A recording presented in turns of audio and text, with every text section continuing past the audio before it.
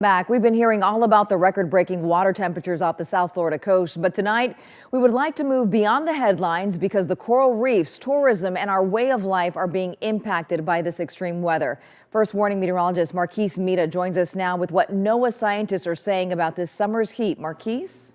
Well, unprecedented is the first word that comes to mind when we took our trip down to the Florida Keys, almost hot tub-like. So, should Central Florida be concerned? The answer that we heard is yes. A Florida sunrise. On this day, a mix of clouds and rain, a reprieve from 2023's record heat. According to governmental data, the waters here in the Keys are averaging 5 degrees above normal. On average, the waters down here stay in the low 90s. But then July came, and with it, a shock. A reading of 101 degrees in Manatee Bay. Really hot in July. Christopher Kelble is a NOAA scientist collecting data from inside the Atlantic Oceanographic and Meteorological Laboratories in Miami. The color-coded area maps he's showing us are easy to read. Dark reds, hotter temps. But you can see how abnormally hot it is. It's Kelble's job to study the ecosystem in the Keys and document any changes for the government. WESH 2 asked Dr. Kelble if Central Florida should be concerned. Yes, for a few reasons. One of which being that what we're seeing right now in the water temperatures in South Florida is alarming. And as you know, a lot of what happens in Central Florida is tied to South Florida. You go to the restaurants there and enjoy seafood that often comes from South Florida and the west coast of Florida, not just from Central Florida. So it's going to affect all of Florida. This is video of the situation unfolding. Coral reefs losing color.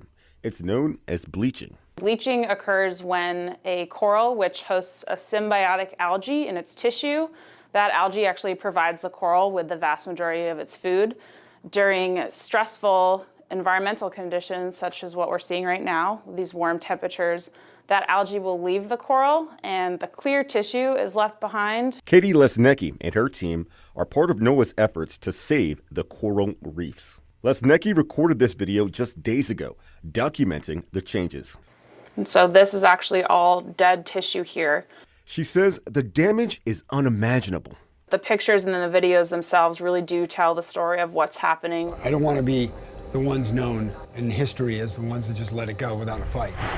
Concern for the reefs is starting to surface across the Keys. The Coral Restoration Foundation recently started moving some coral from the ocean to tanks with cooler water.